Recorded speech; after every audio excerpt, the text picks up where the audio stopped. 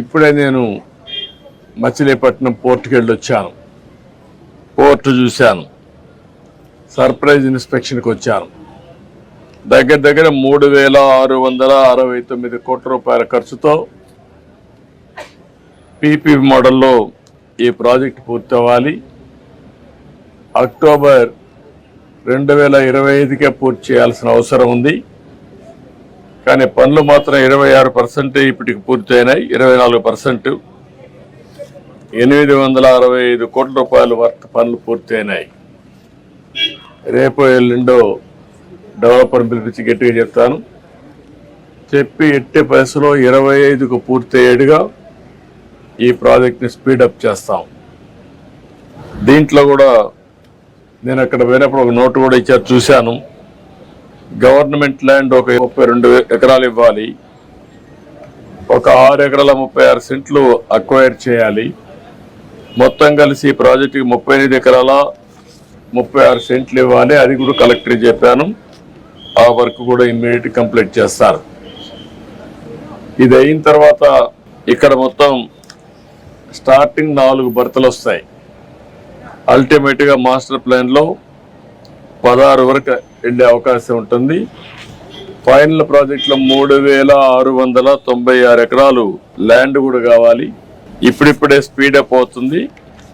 దీన్ని పూర్తిగా ఇంకా స్పీడప్ చేసి మళ్ళీ ఈ ప్రాజెక్టు పూర్తయితే మచిలీపట్నానికి ఒక అభివృద్ధికి దోహదం చేసే అవకాశం వస్తుంది. రెండోది కూడా ఇది రాజధాని పోర్ట్. ఇది అమరావతికి దగ్గరుండే పోర్టు. ఒక 45 నిమిషాలు, 1 గంటలో ఇక్కడికి వచ్చే అవకాశం ఉంటుంది. కాబట్టి ఈ పోర్ట్ని అన్ని విధాలు అభివృద్ధి చేసుకుంటే ఈ ప్రాంత ప్రజలకే కాకుండా రాజధానికి కూడా ఎంతో ఉపయోగపడే పరిస్థితి వస్తుంది. దానికి కూడా స్ట్రీమ్ లైన్ చేస్తాం. ఎక్స్టర్నల్ రోడ్స్ కానీ, అదే మరి ఇక్కడ కావాల్సినటువంటి పోలీస్ ట్రైనింగ్ సెంటర్లో స్ట్రీమ్ లైన్ చేయడం కానీ, వాటర్ సప్లై కానీ, ఇవన్నీ కూడా కొన్ని పెండింగ్ ఉన్నాయి. రెండోది ఇసుక కూడా కొరత ఉందని చెప్పారు. అవి కూడా ఇప్పుడు నేను కలెక్టర్ గారికి ఆదేశాలు ఇస్తున్నా.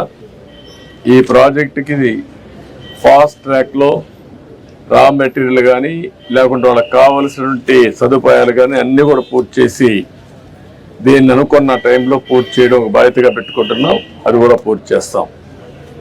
ఈ ప్రాజెక్టు పూర్తి చేయడమే కాకుండా ఈ ప్రాంతంలో పరిశ్రమలకు కూడా మనం నాంది పెరిగితే ఎక్స్పోర్ట్ చేయడానికి వస్తుంది.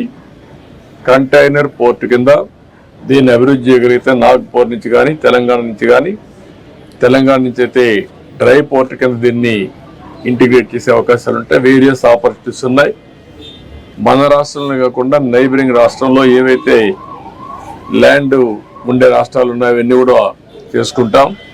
అల్టిమేట్గా ఈ పోర్ట్ని ఒక మంచి పోర్టుగా అభివృద్ధి చేయాలని చెప్పి అనుకుంటున్నాం. అది కూడా చేస్తాం. అదే మరి సిటీకి నేను ఇంతకుముందే చెప్పాను, ఆ పనులన్నిటి కమిట్మెంట్ ఉంది. తప్పకుండా చేస్తాం. ఇది బ్రీఫ్గా ఈ పోర్ట్ గురించి ఎక్కువ ఎంఫసైజ్ చేయాలనే ఉద్దేశంతోనే మళ్ళీ ఒకసారి మిమ్మల్ని రమ్మన్నాను. మీరు రాలేకపోయారు. దీనికి ఎన్నో ఉద్యమాలు చేశారు. సంవత్సరాల కొద్ది ఉద్యమాలు చేశారు. దగ్గర 2 ఏళ్ళు 3 ఏళ్ళు ఉద్యమాలు చేస్తే ఆ రోజు పోర్ట్ని నేను ప్రారంభించిన పోర్ట్ని మళ్ళా మార్చారు. అయినా ఇప్పుడు మళ్ళీ దీన్ని డిస్టర్బ్ చేయడం నాకు ఇష్టం లేదు. అది విధ్వంసం అవుతుంది. ఆ రోజు చేసిన విధ్వంసం మళ్ళీ ఇంకొకసారి పునరావృతం కావడానికి వీలు లేదు. ఎట్టి పరిస్థితి దీన్ని పూర్తి చేస్తాం.